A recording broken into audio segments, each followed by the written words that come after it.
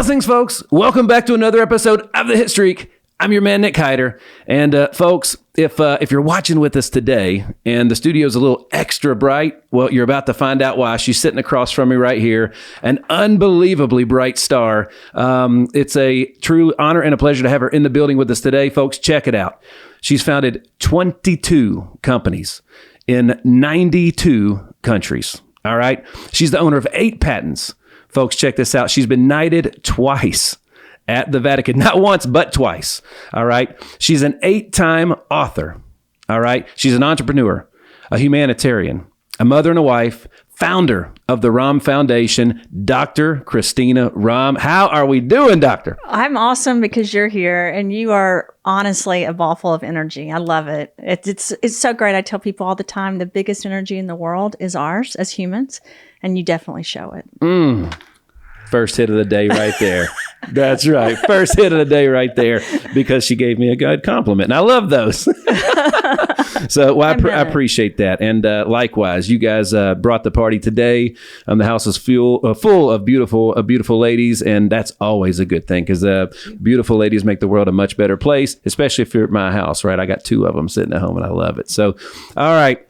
Dr. Christina Rahm, folks, check it out. Online, you can check her out at drchristinarahm.com. That's DRCHRISTINARHAM.com. On Instagram, Dr. Christina Rahm. On Facebook and X at Dr. Christina Rahm. YouTube, Dr. Christina Rahm. At The Root Brands and at DRC Ventures. All those are in the show notes, but you heard it from me first, right? So, all right, we're getting right into it. So I mentioned that you've been knighted twice.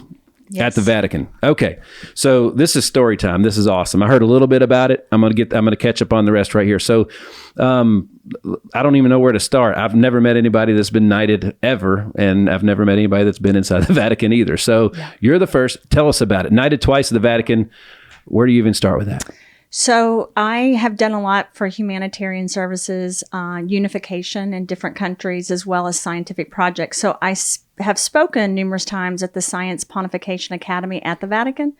And through that, met the Secretary of State, the Pope, a lot of the cardinals, and they ended up knighting me twice. Once was Portugal, which is one of the countries that then became a city, and they've changed throughout the years. So If you look at knightings, Montenegro was another knighting that I had from the Vatican. And it's because you have your royal families in Europe, and then also the Vatican is part of that. Usually one of the sons goes to the Vatican historically. And so they still maintain the ability to do knightings of certain people. It's not common, really. So it was a surprise to me. It was a different experience. Ted Baker, who I work with, went with me because I was a little nervous the first time.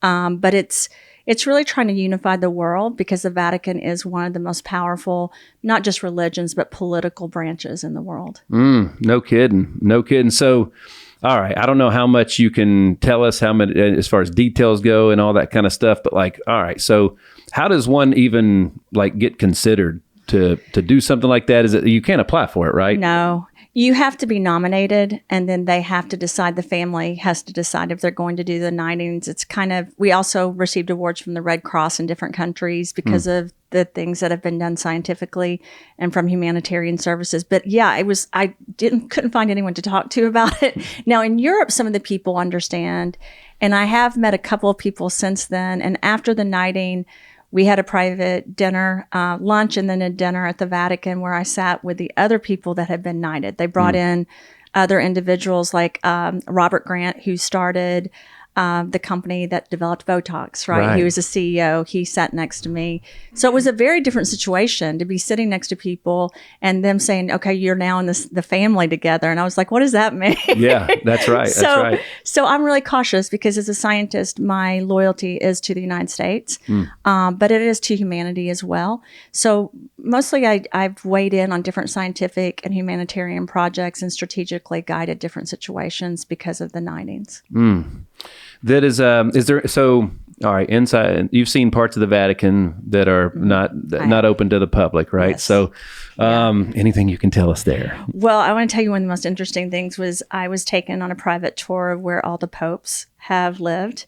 and stayed and I saw their private quarters, and they gave me historical educational tour where it was just me. And basically one of the apostoles of the Vatican, which is like the right hand to them. I mean, the Vatican, guys, has like the CIA in it. They have all the different services like we do, right? As the United States. And I think I was pretty ignorant until I was invited into this world. And people ask me, how was I invited? I don't know.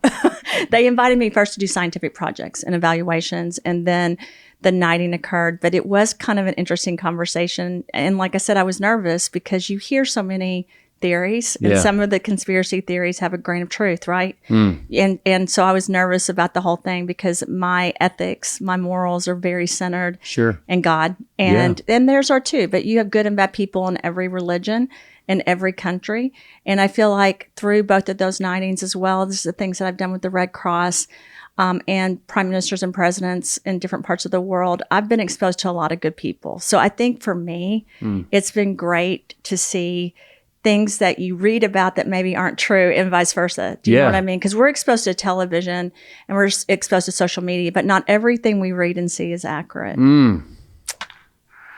Come on with it, right? So, well, let's just kind of let's stay right there for a minute, because we could get knee deep in the weeds in science, okay?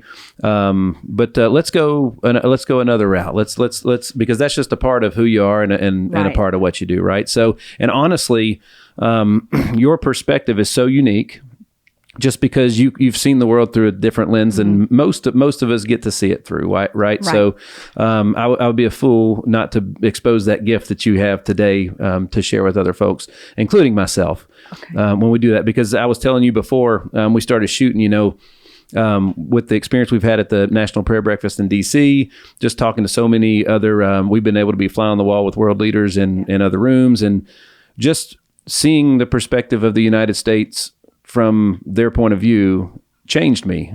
So you mentioned everything that, we talked about before, paid programming. Okay. So that is basically what we're looking at. That's what social media is. That's what TV is. Right.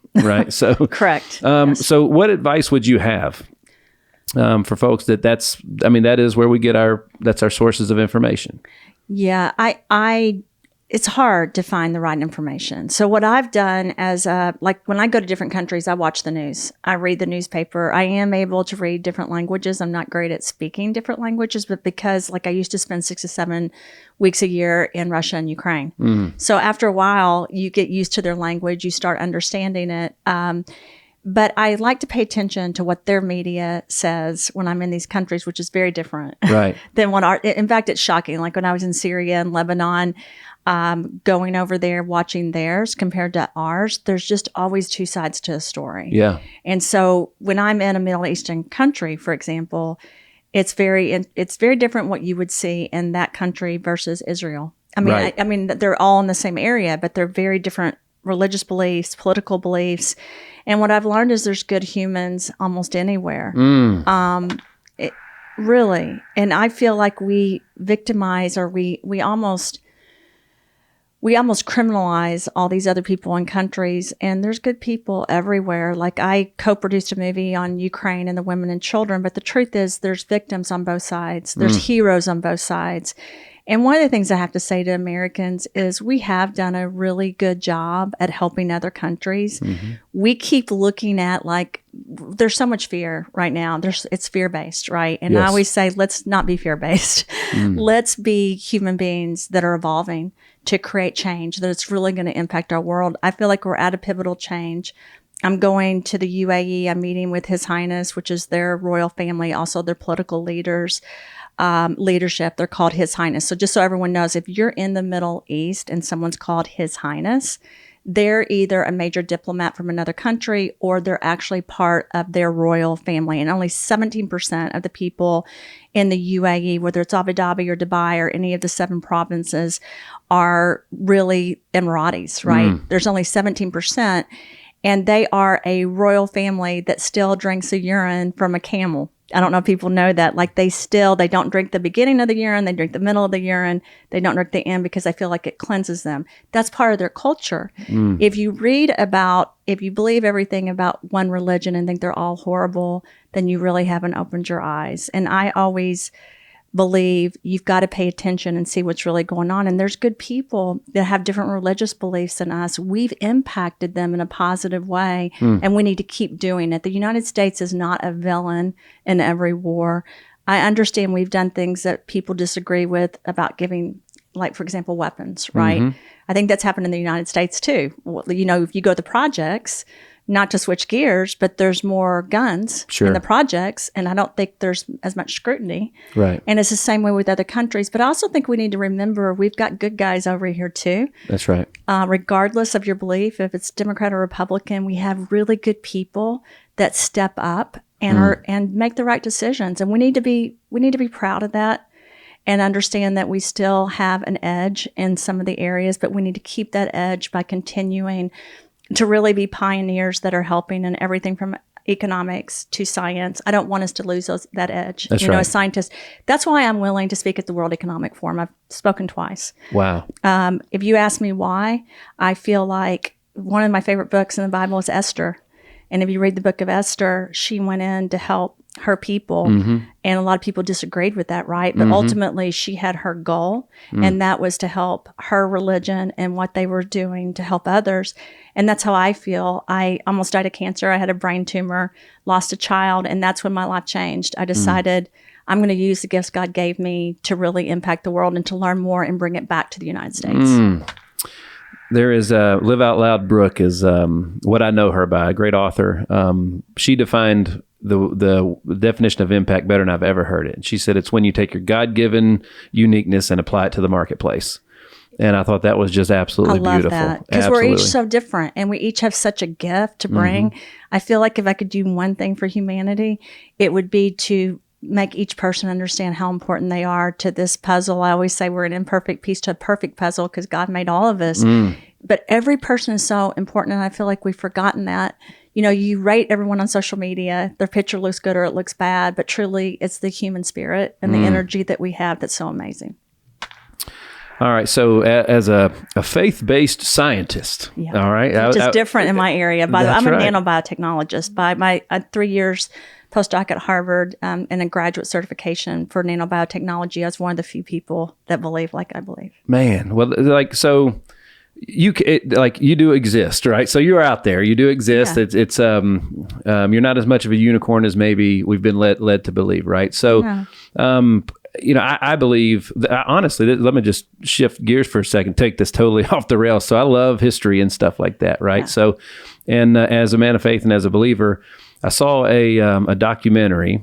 I can't remember what network it was on, but basically they were looking at the Grand Canyon and showing how it proved the Bible. Yeah. You know, so, and I thought that it was just so fascinating and amazing when I'm just watching this. And then there's, you know, when they find the stuff at the bottom of the Red Sea, the chariot wheels and all those things that you see. So what advice would you have for those folks that are maybe torn between faith and science, and, like, you know, because you're an expert in both, let's say? I would say I have a very strong faith. It's very different than most scientists that have done or do what I do. A lot of scientists that reach that level think they are God, and I've been told that by professors and by people that I've worked with. There's only one God to me. And I really, when I started really understanding the human body and how the cells talk and how viruses and bacteria and parasites and fungus come into your body to try to take over, I started relating that back to our lives being approached as Christians or people of faith.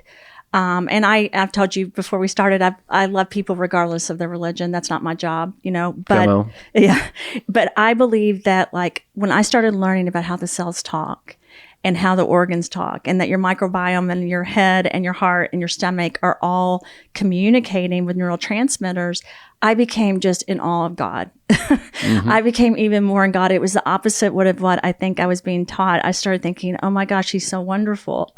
It's hard for me not to cry when I talk about it, because the more I became educated, the more I started understanding this. And I wish everyone could see it from my viewpoint, because inside of your body is the city, and everything works together because God has developed us like that, right? And I've also, just so you know, as a scientist, I worked for biotech and pharma for over 15 years. I ended up being at the top of some of those companies. and I was able to see miracles. So we would go to apply for a drug or a human monoclonal antibody with the FDA, and sometimes people would just get better before we even did the treatment. Wow. And I always noticed there was always, honestly, prayer around that person. The family or that person had faith in some religion. Yeah. And then I also noticed they did a lot of natural things and their eating was controlled, right? But we couldn't report on that. When you report on a drug to the FDA, you're just reporting on what you're submitting. So I became fascinated with how many people through a miracle. Now, we didn't term it a miracle in our companies. We were just saying we don't understand, right? For me, it was a miracle. Like God made that person better. And before they even had a treatment, and a lot of those people were going to die. So I was fascinated with that. It was another eye-opening experience. I don't think there's coincidences in life. I think God opens our eyes and we choose to either see it or ignore it. I want to thank all of our loyal fans that spread across all 50 states and 14 different countries. It's absolutely amazing. Folks, help us keep spreading the word, right? Share your favorite episodes with friends and make sure that you are liking and subscribing to the Hitstreak on all digital platforms. Thanks again, and we look forward to more. There's a book title in there. I think you just said miracles are not understood. I think that's brilliant, man. That's very, very strong, man. So, all right. So before we get into some of the other things we're going to talk about today, I mentioned before, and you know, one of the things that I'm fascinated with in business is predominantly because of my sports background is leadership and scalability. So in the world of baseball, we're in the World Series right now and we're filming this, right? All right, so let's go Yankees. I'm just going to throw that out there for a minute. All right, but we're down. We're down 3-0 when we're filming this today. So.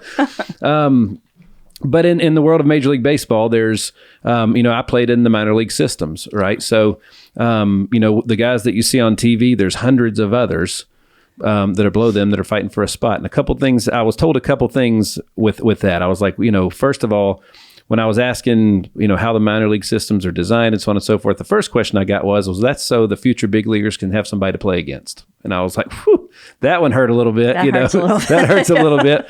But the other thing is, it's just it's like more crops. So the more crops that the farmer has, the more he has to choose from, type thing. And that's kind of why it's such a large the farm systems in the sports so they literally call them farm systems. Like, you know what I mean? Yeah, when they're doing that. Yeah. So as a guy that's fascinated with scaling, I'm gonna learn some myself because 22 companies. Spread across 92 countries and 8 different patents. Like, all these businesses are thriving right now while we sit here hanging out today. I don't say they're all thriving because there's room for improvement in everything. But we were able to take some of the companies and the brand companies. So there's a sales company called the Root Brands that started with nutraceutical supplements. And then there was a clothing line, a skincare line, an animal product line, a coffee brand that we were able to take through that and other avenues. It's been a lot of work. So when you asked me the last 2 weeks, 2 years, I have not really had a break. So next year, I'm focusing on research and development and manufacturing and staying in the United States with the exception of maybe a week a month because it has been a lot of work. And scaling it, I was the face of the company, but then I was the CEO for a while too. Yeah. I stepped out, then I stepped back in.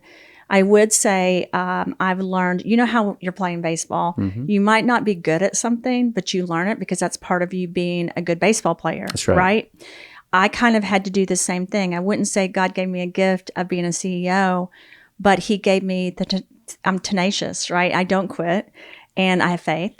And so this led me as a female to really understand business and finance and operations and shipping, logistics, registration. I'm sure you know this, a lot goes into going into countries. Every country's different. There's different laws. So this led me to touch everything instead of just sending other people. Yeah. Because I'm sure you have the same personality. I needed to understand as a leader, how do we make this country work? And then I needed to meet the main influencers, whether it was a president or prime minister or banking, so that we would be successful. Yeah. I feel like that's why we have been, not just because of me, but the other leaders in the company have done the same thing. And we really have a great group of people that they don't just expect someone to work for them. They're working. Yeah. You know how that is. Like, you can't do this podcast unless you're working, and you're touching so many people. That's a gift. Right. So we realized in the beginning, and we are all faith-based in our organization, we realized we didn't need to send other people. We needed to take care of it. And that's how we scaled. But I would say it's not doable when you get to that many countries and you meet that many people. Like, we've touched over 1 million people. Our influence has gone to 6-7 million, and you just can't keep it up. So the key to all of that is working with other people that have strengths you don't have. So when people ask me, how have you done it all? My comment every time is, I haven't. Oh my gosh. I haven't. So good. The network of women and men that I work with are just absolutely phenomenal. So, my wife is a superhero that just doesn't wear the cape, right? So, but, and like, I'm in the middle of a big deal and product launch with a large company, and I'm on the road 2 to 3 weeks a month right now through the end of the year myself. So, there's always, I want to speak to the parents out there, because it's always a struggle. Like when I'm present at home, sometimes I feel guilty that I'm leaving the work family. Yeah. And it's the same struggle where it's tug of war back and forth. Right. Yeah. So, Dr. Christina, you think it from a global standpoint, when I can say I don't, I think bigger than most, and I'm thinking from a country standpoint, you're thinking even bigger than I am. Right. So talk to me a little bit about how you've been able to, I think the word balance is the wrong word, but that's the one people are associated with, right? Yeah. So, you're a wife, you're a mother. Talk to me about the relationship with your husband, how you guys can balance those things, and how you're able to apply that to the workforce. And 22 companies, 92 countries, 8 patents, 8 books. It's unbelievable. Well, it's believable because of God. I have to say that again. It is unbelievable for a person. I think that I had a major challenge, when I was sick at a young age. I had a lot of obstacles. I have not had this perfect life at all. I've worked for what I have. But I say I have, it's not even my gifts, right? It's for someone else. I want to say this though. I have amazing children. I have 4. Duquesne's almost 29, my oldest. My youngest Whoa, hold on. How old? 20. I have a 29, 25-year-old, 20 and 19-year-old, 3 boys and a girl.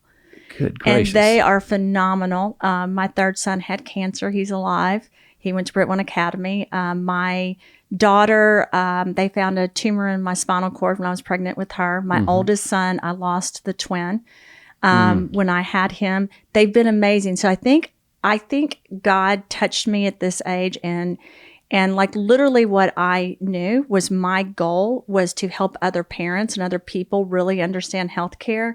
I just felt that like this is something I can help with. Yeah. So I don't really think it has to do with me being bigger at all. I think it has to do with, we all have this mission, right? Like you're doing your mission, and we're all equally important. It says our hands are all, like the fingers are all equally important, right? That's right. But for me, it was this feeling of, if I'm going to be alive and I'm going to live here, what am I going to do? Oh. And that's where I have guilt. I'm sure you understand that. As a mother, I worked for pharmaceutical and biotech, so I traveled a lot then too.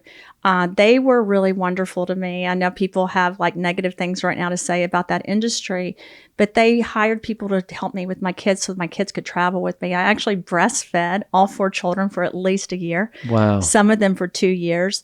I don't think my job was any harder though, and I want to make sure that the audience hears this, than a stay-at-home mom. My sister was a stay-at-home mom, and she did so many things I wish I would have done. Like she was so amazing at helping the community and the world. She still is. She's a teacher right now after her kids grew up. But I give so much credit to mothers. I have to say this. They're always juggling, and to fathers. Fathers are the warriors. They are the providers. What happened to me was because of sickness and illness. And then it caused me to really explain to my children, I'm not exactly sure what's going to happen. Another thing that happened with me is I really raised my kids to be self-sufficient when they were younger because I didn't know what was going to happen. And so we had these continuous conversations. I think they they're very close to me. They work with me. Yeah. We see, like tonight, we're going and having dinner and spending time together as a family. So we are really, really close. A lot of women, I think, would say, how could she be close when she worked like that? I continuously prayed. Another thing about me is I pray at least 2-3 hours a day at night and in the morning, because that's the only way I was able to get through being that sick. And so, again, we each have different lives and different. I don't feel like I've balanced everything successfully. I think I'm always asking forgiveness because I'm human. That's right. So I'm trying, but I fail in one area or the other every day. That's such it's so beautifully said though.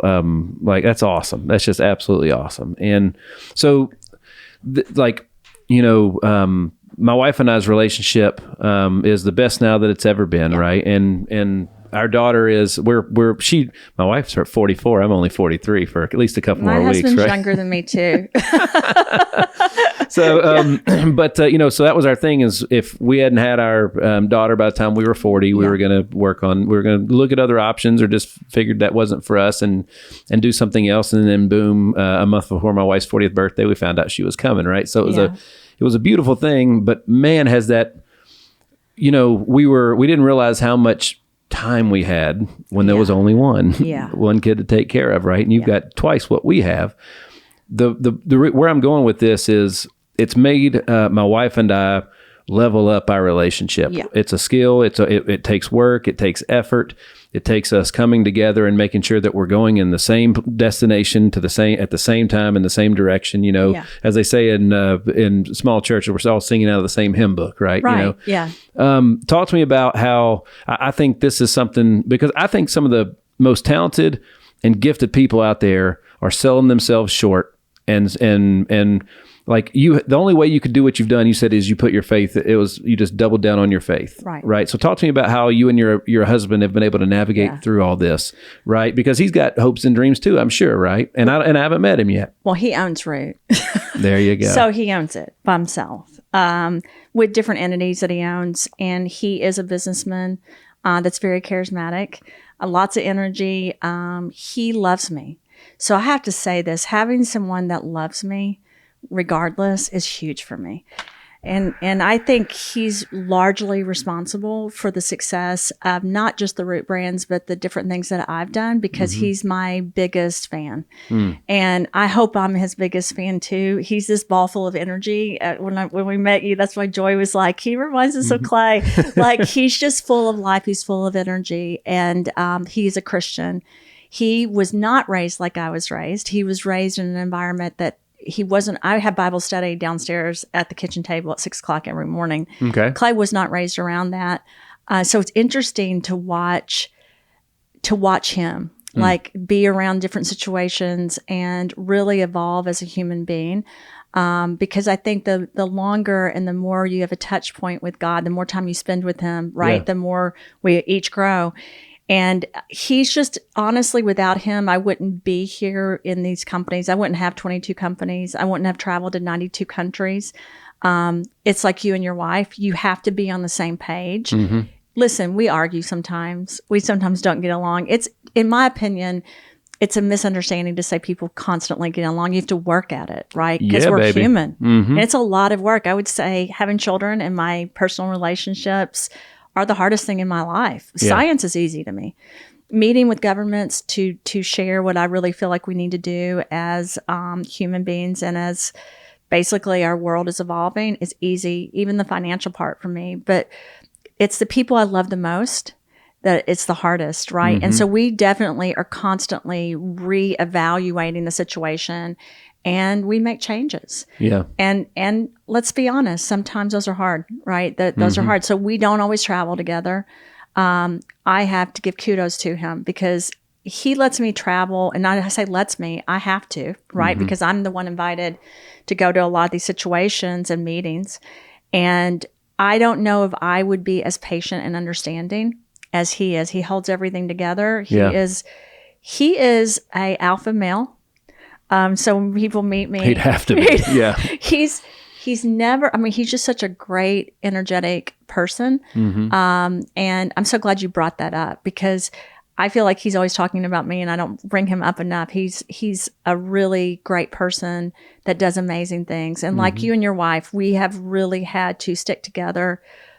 When you grow as a company, I'm sure you know this too, you're attacked even more, right? Oh, yeah. The more attention we've gotten, I wasn't prepared for that, by the way. That's probably been another thing that was hard. Let's stay there for a minute. Yeah, that's awesome. That's great. This is huge, man. Yeah, it was hard because as a female scientist that worked, my titles were senior medical director, medical liaison, clinical research specialist director. Like I was running clinical specialist, research, medical in different companies, and they treated me amazing.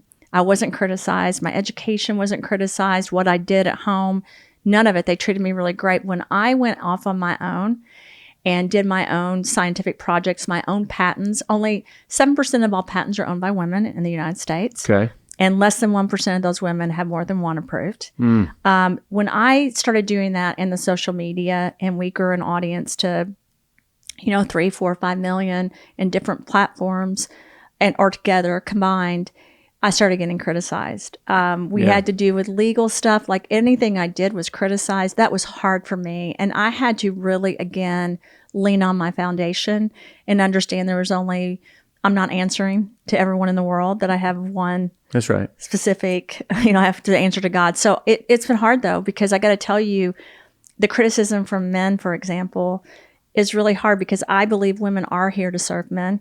I think that men are here to protect women, right? I'm not a feminist. And so when people ask me, I'm like, no, I'm not a feminist. I believe in women being treated correctly.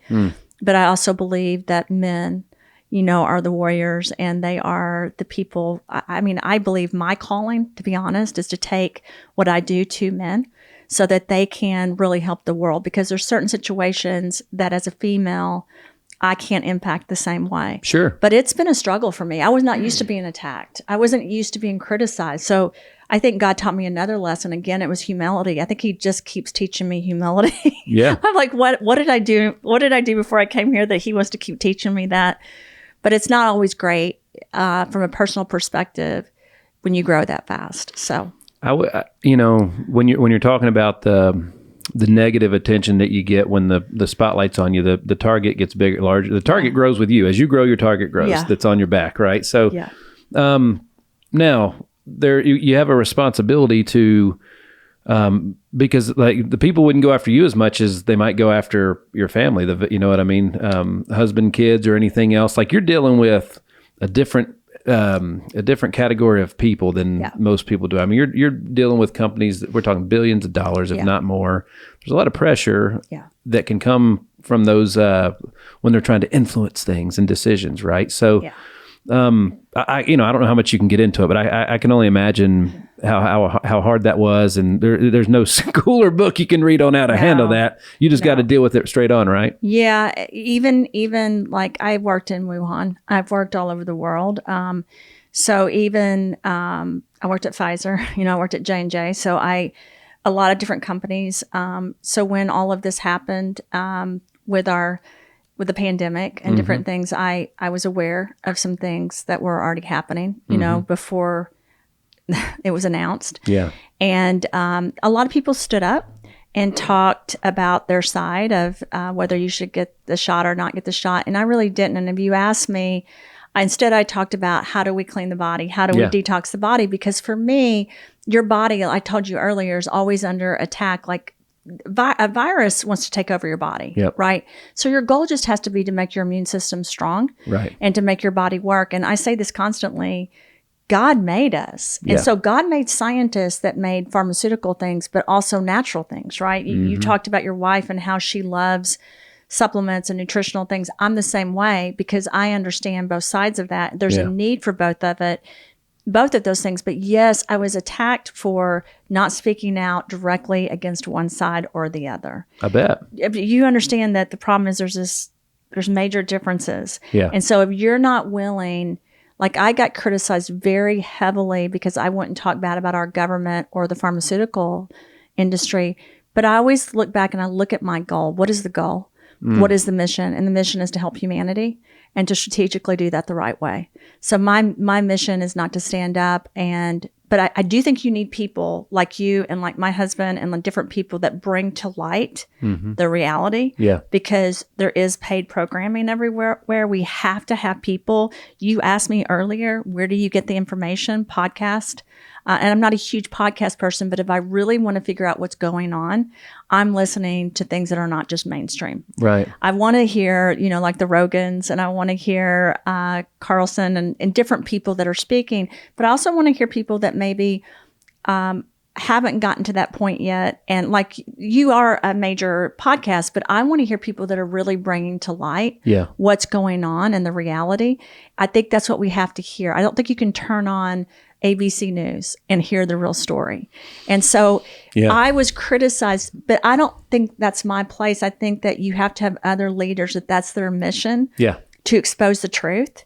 My mission is to help with science and healthcare and humanity. So I really strategically always go back to that. I never forget what my mission is because it's not the same as someone else's. The messenger was always only the messenger. Yeah. Right. There wasn't the person, whatever the message was being delivered, they didn't create that information. No. Right. So that's very important. But do you think most people know that? Because I don't. I think most people, not most people, some people watch the news and they're not understanding that this is something that is paid, or someone knows someone that is. You can't believe 100% of what you just see on television. It's not the whole story, or social media, to be honest. The Hitstreak is powered by our partners at HitLab Creative Studios. Whether it's launching your brand new podcast, rebranding your current podcast, or taking advantage of any of their other content packages specifically for your social media needs, the HitLab is a one-stop shop for you. Visit hitlabstudio.com for more. Ed Clay and I were talking about this yesterday. I saw, actually, it's just, so when you look at the mainstream media and then you look at other mediums like podcasting, right? So podcasting's gotten really large. It's a big source where people get information. Isn't it strange? So like Spotify released the top 10 podcasts right now a couple days ago, and 7 out of the 10 were direct right side podcasts. Yeah. Red Republican podcasts. There were 0 blue or left. Wow. On that list. 0. Why? Because ABC News is doing it for them. You know what I mean? Like the mainstream is doing it for them. That's how crazy and divided it is. The other 3 out of the 7 was like the one that it may be a left sided one, but I don't know. But it's the I call it the daddy one that the lady hosts. It's real big. Yeah. There was a true crime one that's huge on there. But it's like literally like the other ones were straight red side podcast, right? You know what I mean? So isn't that weird that like the medium, you just go to like the medium sources are telling the story right there for you, so. I've been, Laura Turner's a friend of mine, Ted Turner's daughter. And I know that, that side. Yeah. I mentioned earlier to you before we started that I have friends, on both sides of everything. But I will tell you, when I travel internationally, our story we're telling here on the news is not the same story that I'm hearing in the Middle East or Asia or in Europe. We are one-sided on our television and most of our television, right? And that's shocking to me. I can read through all of it when I watch something because I've been exposed to so much.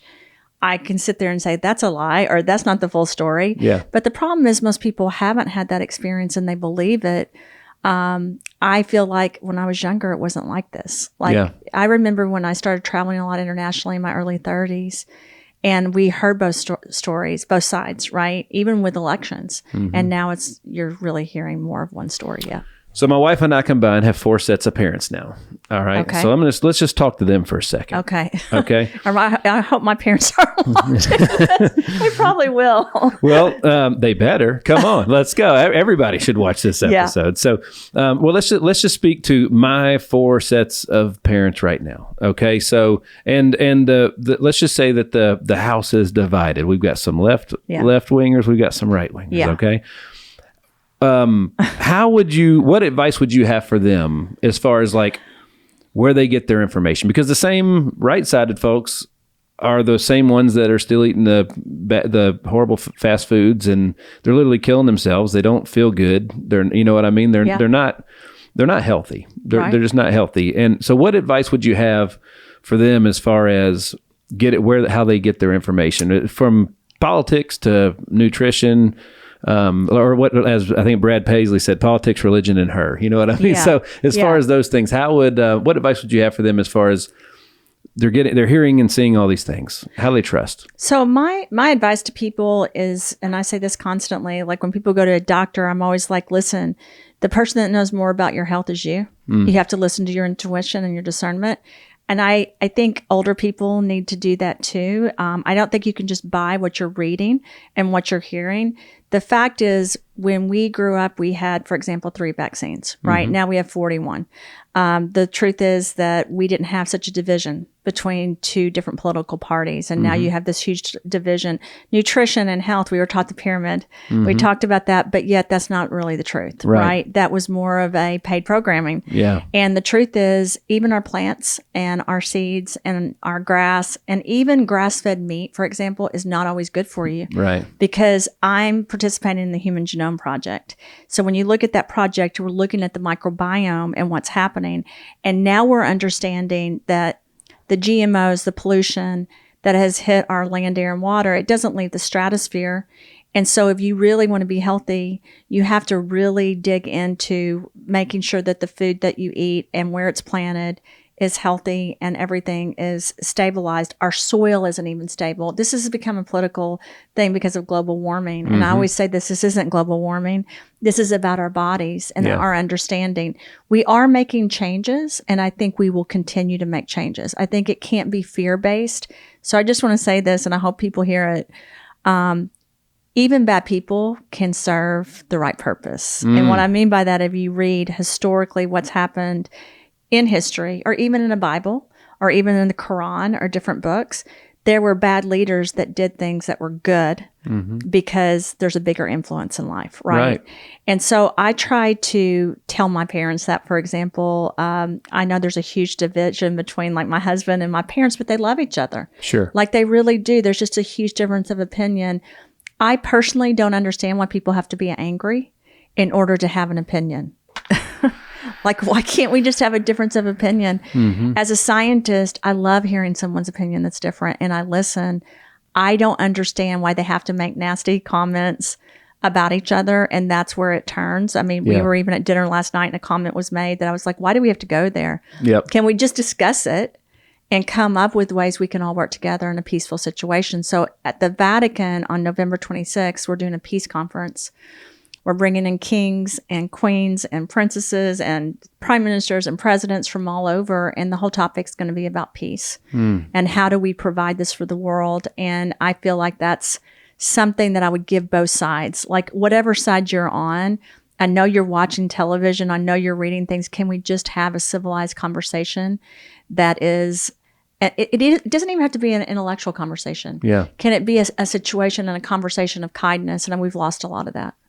You know, I think, you know, when just, you know, talking about my parents, because I can, it's, I think sometimes when you realize that you've been misled, you're almost mad at yourself, and that leads to, you know, not acknowledging maybe certain things just because of, you know, you're like, man, I can't believe that, you know, I trusted that and it turned out to be wrong after all these years type thing. It's huge. I'm so glad you brought that up. I hope you say that on other podcasts. That's what I think one of the big issues is. People are upset because they were wrong and they believed something that was inaccurate. I'll give you an example. I said something to my parents about, well, we supply weapons to all these countries. And, you know, my mom was like, what are you talking about? I'm like, I'm talking about the fact that we have supplied weapons. And this isn't I'm not pointing the finger at our government. It's just a fact, right? You have to look at all sides of the situation and then hopefully come together to create some kind of peaceful arrangement other than war. Because the truth is, in war, I don't care what anyone tells me, innocent people are dying. Everybody loses in war. Everybody loses. You can't, maybe people with a lot of money or power make money during that time period, but most people, it's a negative, it's a loss. Every fighter has to heal. You know, absolutely. So, all right. So where was I going to go from there? Let's see here. All right. So we were talking about, the trust and everything else. So let's talk a little bit about the food and I mean, gosh, there's so many places I wanted to go from here. So I know you're big on. We talked about detoxing your body. We talked about fasting. Like fasting's been huge for me. Okay, so I made a post. There was a post that went out, I guess it was about a year ago, where I'd lost 50, so I showed a picture of me, former professional athlete. All right, just a few years out of baseball. Where's the picture? I'll show you. Okay. I'll show you before you leave. Okay. But like, I mean, I was honestly, I looked at my wife and I was like, "Well, why did you stay?" Like that was gross, gross. Like 50 to 55 pounds heavier, and just and honestly, I was miserable. I wasn't. We were at rock bottom professionally, rock bottom spiritually, rock bottom in everything. We were eating. We had zero good habits in life. At least I did. My wife wasn't 50 pounds heavier. I was. And I'm so grateful that she stayed. Intermittent fasting changed the game for me. And then on top of that, we started substituting a lot of foods for, I remember the first one she got me to try that I fought forever was replacing spaghetti noodles with spaghetti squash. Yeah. Just little things like that. Everything's cauliflower based, I think, that we eat nowadays. Yeah, me too. But every once in a while, when I'll eat, a pack of cookies or something like that before I go to bed, then the next day I feel like absolute trash, and it's 100% all that sugar and processed stuff. So I want to this is a big, big, big deal. I don't think people truly respect it yet, and it's sad. And I think and a lot of people are making changes because they're forced to, because they got diabetes or something bad. They had a heart attack or they had a stroke or something happened and changed their life. So what information would you have for detoxing your body? Just better eating habits, how to shop. Yeah. So first of all, you're lucky your wife did stay with you because she's very pretty. I saw her picture. That's right. She's beautiful. I'm teasing you, but yeah, she is beautiful. Thank you. So I have to say that it is a huge topic. When I went back to Harvard, I later went back to Cornell and I studied nutrition. And I always was big into keto. I'm one of these people that could just not eat. I was explaining this, and just eat one meal a day or even miss food and feel great. Right. And that's all I know because that's how I feel. And as a kid, my parents would be like, Christina, you have to eat. Right.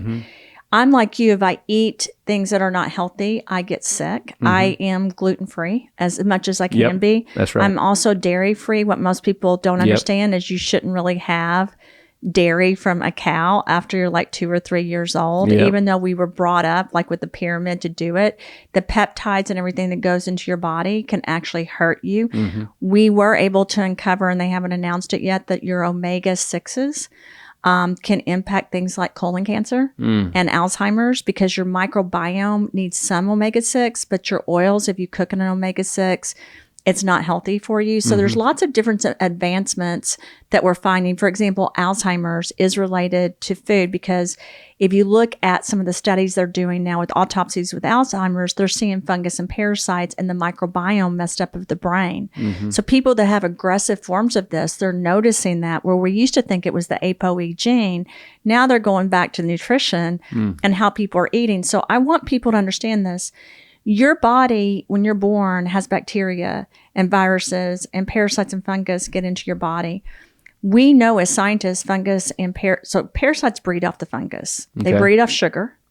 They breed off carbs. So 2 of the formulas I worked on were to block sugar and carbs, as well as to create peptides, because your body needs peptides to really work. You don't get those naturally from food. So I just want to make sure I point that out. What you buy at the store is very important, but people need to know this. If it's a grass-fed cow or grass-fed milk, if they're eating grass that had GMOs or pesticides, you're still getting it, right? So you have to realize that. And one of the patents I worked on, which is why I'm shifting to manufacturing, was cleaning food, plants, oil, seeds, of all the toxins. So anytime I make a formulation or work with food, I source non-GMO, non-pesticide. I make sure it's organic. But even with that, we know now there's still the mycotoxins. Like in fish, we know there's mycoplastics. I meet with governments about it. They know. This was something that people were like, oh, this is a conspiracy theory. No, this is a fact. And this is in our food. This is not a conspiracy theory. I met with the head of the government in France about it. They are really concerned because of all their fish. So what you have to know is, don't be scared, but try to put as many good things in your body as you can. And then the other thing that you brought up, and I just want to reemphasize this, I'm known for reversal of aging and regeneration. Those are a lot of my patents, but I do it through food and different things that I work on to try to clean it. Yeah. Your body has to be clean. So the cells in your body, the cellular age is not your age. So to clean it, you just really need to do detoxification. There's lots of things you can do. I worked on a product called Clean Slate that was the one that grew the company everywhere. But you can do it on your own. Like there's lots of, even like a spirulina, a greens mix can help detox. Your probiotics and your prebiotics are really important. There's simple steps you can take. And I'm sure when you told me cauliflower, that's kind of my go-to, right? Because, and you're not going to put everything pure into your body. And I do want to say this as well, going back to our bodies are miracles. Your body has adjusted a little bit. So when people ask me, have our bodies gotten used to microplastics? Have our bodies gotten used to toxins? Unfortunately, yes. Does that mean we don't keep cleaning the inside of our body? No, we have to keep detoxing, but it needs to be a safe detox. And then you need to put things into your body that are healthy. Your wife probably knows all of this because I got to tell you, women that are mothers, to me, are smarter than a lot of doctors. I agree. I mean, I don't think people realize this. My wife is a doc just without their certificate, right. you know? Well, I'm going to say this for a person that's gone back to school a million times. It doesn't take going to school. In fact, you go to school, you learn from a textbook. You really have to be aware that most of those textbooks have not been updated. And you need to make sure that your wife or the father or someone in the family is an expert in health, because that's really what you need. So going back to the trust just a little bit, you know, when you check out social and they're starting to shine a light on the fact that, like, you know, the same product in our country versus somewhere else, and the total the difference in side by side, it's apples and oranges. It's not apples to apples as far as the ingredients go. And then, you know, like I could imagine, you know, I'll just use my mother as an example, who is in amazing shape for 75 years old, and looks great and all those things. But I gotta wonder how much better she could feel if she, you know, because just using her as an example, Mom, hope this is okay. You know, that she's like, well, that can't be true that they do all those, like, how can they let that happen? Like, really, like, how can that happen? You know, it's FDA approved and so on and so on, all this stuff's approved. And then at the same time, it's like, well, you know, I'm just 75 years, I'm just comfortable doing what I do. Yeah. And so, like, I don't want to change. So that sounds like my parents. My parents are 82 and 83. My thing is, I have exposed my parents to V cells and exosomes because I'm a scientist and because of what I do around the world. I see the latest technology and I see the results. Like, I've seen patients with Alzheimer's and Parkinson's that couldn't think and couldn't walk, do exosomes and V cell clinics and just get up and be normal. And these are real people. So I've met some of these people. So when my parents say that to me, which they do, I insist on it. If you love me, please. And I know that's kind of manipulative. I probably shouldn't say that. But my goal is to make my parents as happy and healthy as they can be, because I don't just want my parents to live to be 100. Yeah. I want them to be able to think and be happy and be loving life. Like, you who wants to live to be 100 unless you're loving the life? And that doesn't mean every day is going to be perfect, right? But I want to have good quality if I'm going to live that long. That's what I'm saying. Yeah. Or else what's the point? And so that's kind of how I talk to my parents. I'm like, listen, things have changed. You can live to be 120. And then the other day I said to my dad, why do you think people are asking me to meet me in their country? Because people of extreme importance, whether they're good or bad, want to live a long time. That's right. And they want to look good while they're doing it. And they want to be happy while they're doing it. And I think that's why I'm invited to meet with people, because I'm addressing that and different things that people can do. And I do think it starts with putting the right things in your body. It sounds so simple, but nutrition, like for all the mothers that are out there leading their family, they're basically saving lives and people don't even realize it. Holy cow, absolutely. The Hitstreak is powered by Team Hyder. Team Hyder has been serving you for 11 years and has racked up over 20 national and local awards for excellence in all areas. When it comes to finding the right health plan, we need to consider your family's needs and your family's budget. That's what we do to serve you. To look further and to book an appointment, visit teamhyder.com. we were making jokes with Dale in the back, how he was always taught breakfast was the most important meal of the day and so on and so forth. And your question was, who told you that? Kellogg's? And I was like, yes, that was awesome. That was fantastic. So again, a lot of the stuff that it sucks when you find out something you've taught and actually were taught and believe for the majority of your life wasn't actually true. But at the same time, you could be pissed about that, but you could also be like, well, I'm glad I finally know, Absolutely. So there again, a pastor told me one time, he said, ungratefulness is the root of all sin. Right. And I was like, boom. Right. So am I upset that I ate all that stuff for so long and so forth? Yes. But just like I have a buddy, David, he eats awful. He still smokes and stuff like that. And the joke is when we're on the road a lot together, and he'll be like, "Come on, let's just go eat this or that." And every once in a while I'll give in, and then it just tears me up. Like the next day he's like, "Well, I'm fine. See, you should, He almost treats it like a badge of honor that his body can tolerate that stuff." But that's not good. That's right. That's what I'm saying.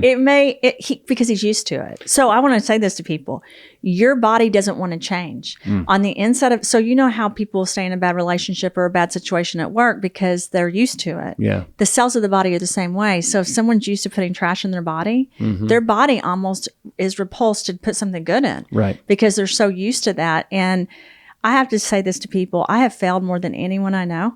As a scientist, like 1% of the things I've done have been successful. 99% have failed. Business is the same way. It just looks better on paper when you read it than the reality of my life. And I think failure's good. I think that gives us an opportunity to change. Or you could look at it like you're just going to stay the same and not make changes. And so those are the conversations I like to have with people, because people deserve, their body is their temple. Like, honestly, I travel all over the world. I think I'm home less than 100 days, 90, 80 days this year. But wherever I go, this is my home, my body. Right. I live here.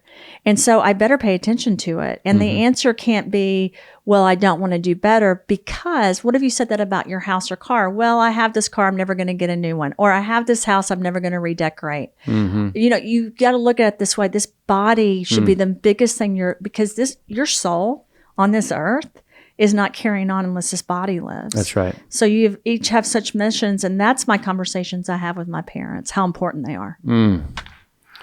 That's so stinking powerful, man. So, all right, let's shift gears just a little bit as we get to the latter part of the episode, because again, there was so many ways. There's so much footage of you online. I didn't want to get buried in the science today because there's so much of that. They can go get it. My goal today is to bring something out that is absolutely unique to you and show people a side of you that maybe they hadn't seen before, right? Which is on top of introducing you to some people that may not have heard about you just yet, and they're probably listening saying, "How in the world?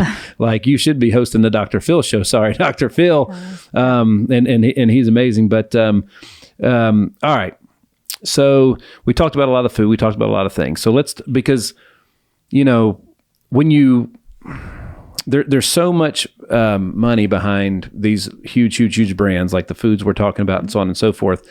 For them to correct something that they've done wrong for a very long time, they're going to take some time doing that. They can't just pop on TV and say, "Hey guys, we were wrong. Sorry about it." No. There's so much more at stake than people understand, right? So you told me some great stuff about, just stuff that you know about science that maybe hadn't made it to the average person just yet. I'm going to pass this to you for a second. I'm going to let you decide which direction we kind of go from here. Are you ready? So, because again, you came here for a reason. I want to make sure that we accomplish those things too. As far as, I asked you all kinds of questions, keywords like cloning and the value of the dollar and how the world's changing and so on and so forth. How far deep can we go in any of those things from a world spectrum? Because when this episode comes out, the big election that everybody's anticipating will have already happened. Yeah. But you hear a lot of these things, and a lot of them are sound bites and so on and so forth.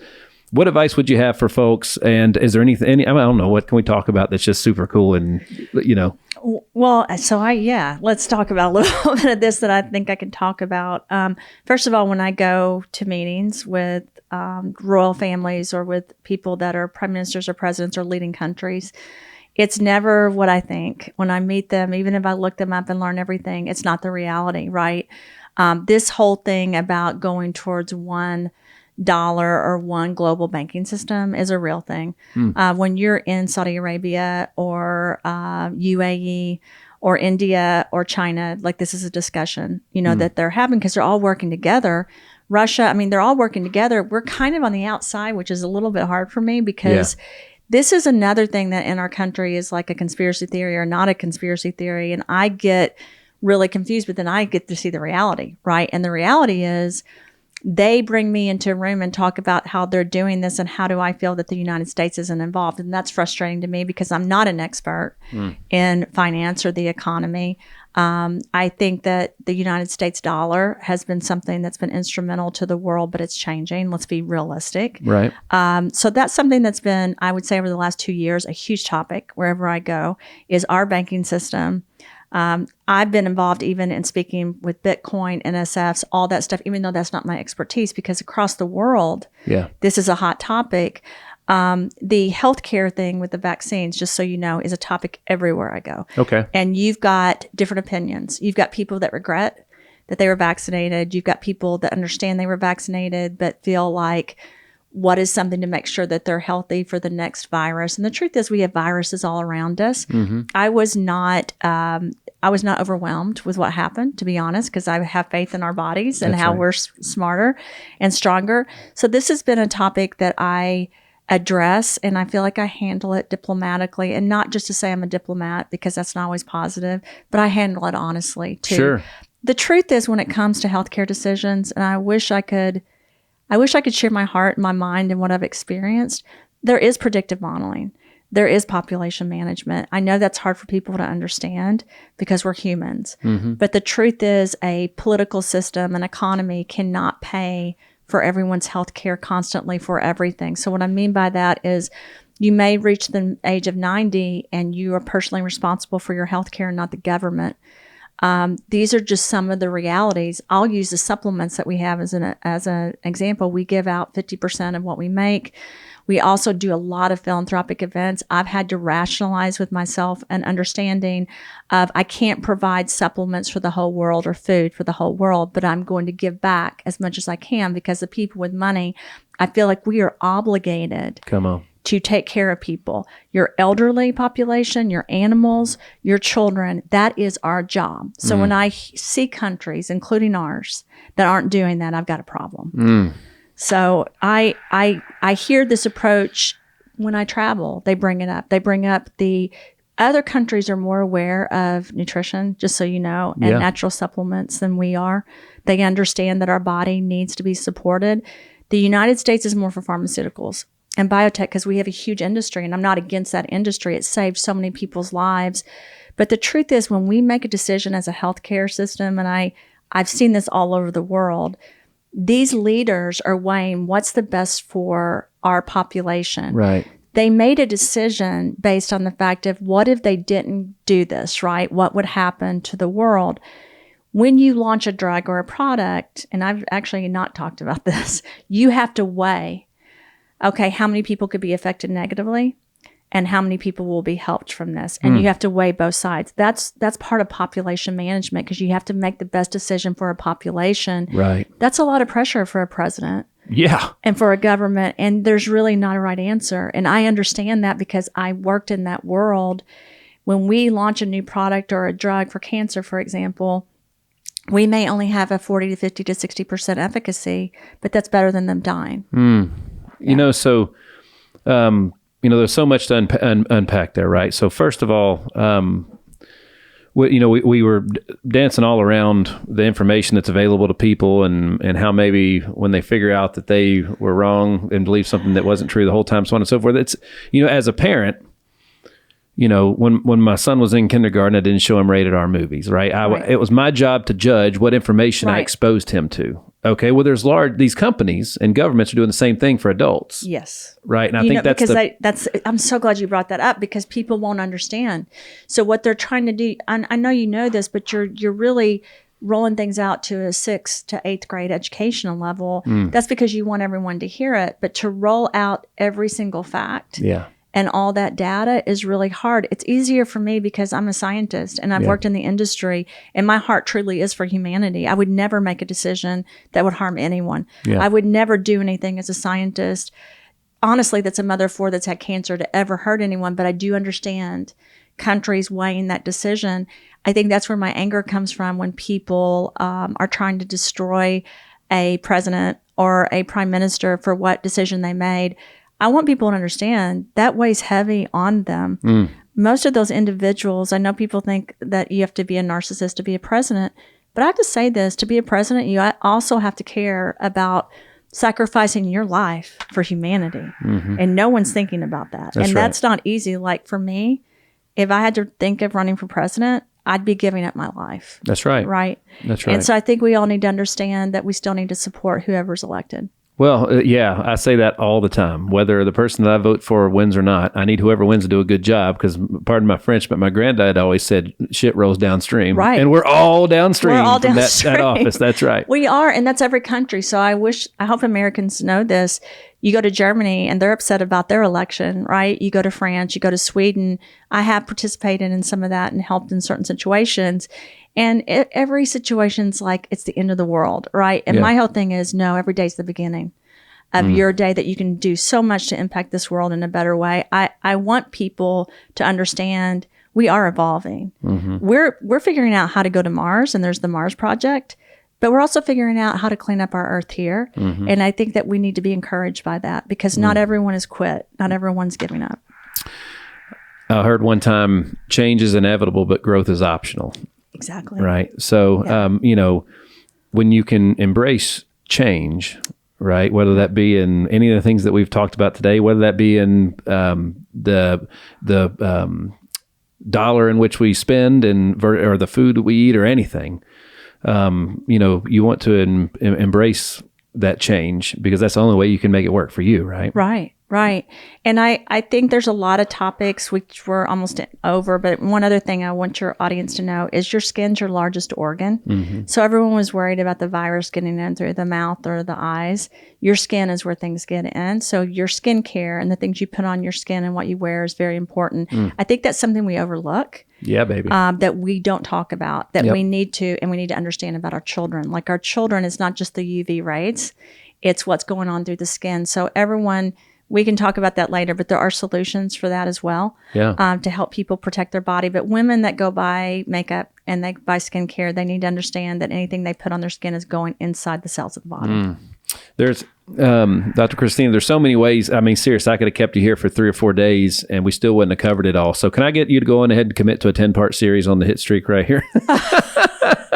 I will if you'll come to our podcast because I'm all in. Our audience is more internationally than the United States would. I love to connect with people that have more of an audience in the United States because I think having a footprint internationally is important to us too, because we are examples of our country. Absolutely. Yeah. And anything you're doing, I can tell you right now that we will be in, you know what I mean? So we're in. So absolutely. And I'd definitely love to have you back.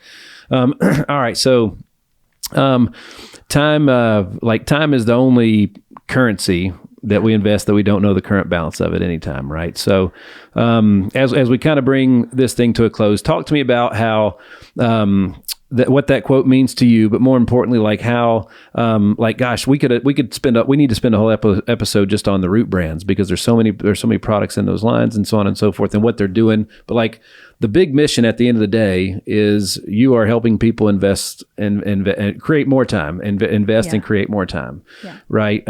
Through health and so many other things. So talk to me about what that quote means to you. All right. And then how you guys, I mean, again, if you didn't grow any further, you would be looked at and they would say, man, look at all that they accomplished. You guys have changed the world, but there's so many things still to come, right? So what does that quote mean to you and what's the future looking like for you guys? What are you excited about? The quote means to me, has always meant the same thing to me. Every second that you're alive, you should spend that second, that moment, being your best and doing your mission, whether it's loving your child that moment or your spouse or a friend or working in science. Every single second, every single moment is as important for every person. It's not, I haven't accomplished anything that like my grandmother didn't do better.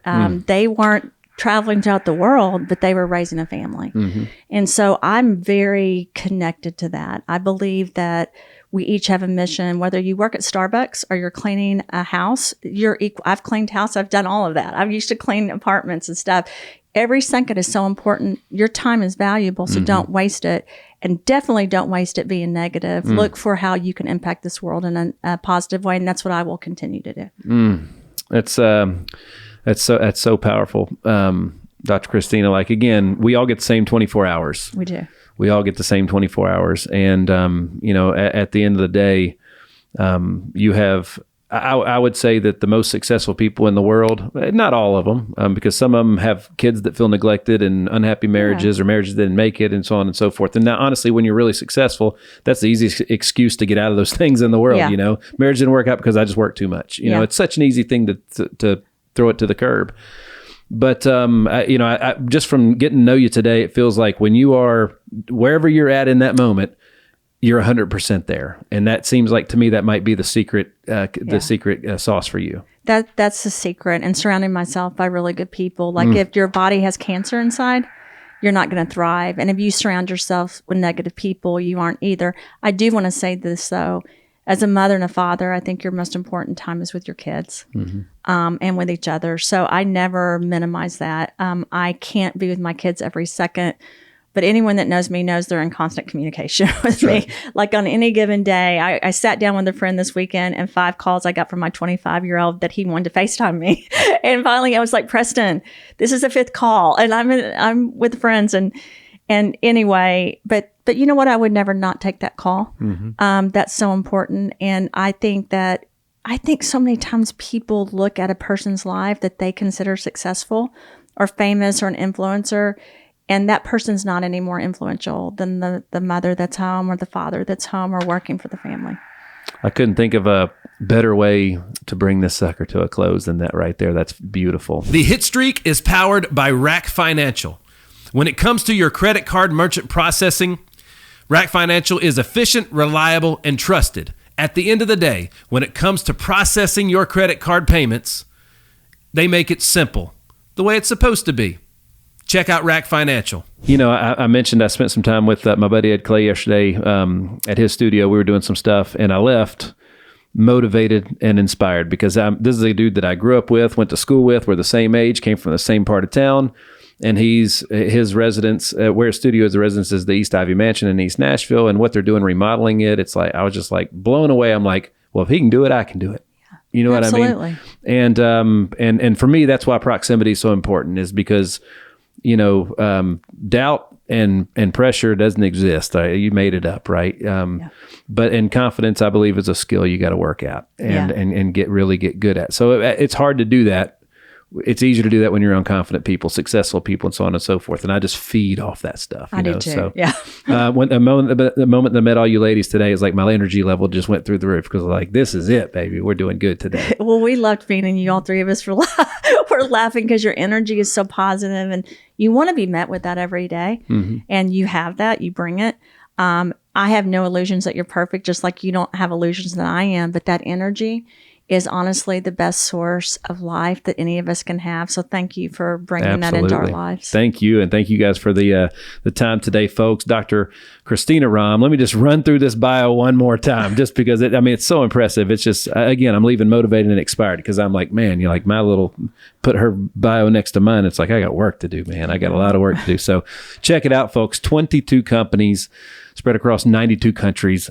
The owner of 8 patents, knighted twice at the Vatican. You could just stop right there. But 8-time author, founder of the Rahm Foundation, mother, wife, humanitarian entrepreneur, unbelievable. Dr. Christina Rahm. Folks, check her out, drchristinarahm.com, on social at Dr. Christina Rahm across all platforms.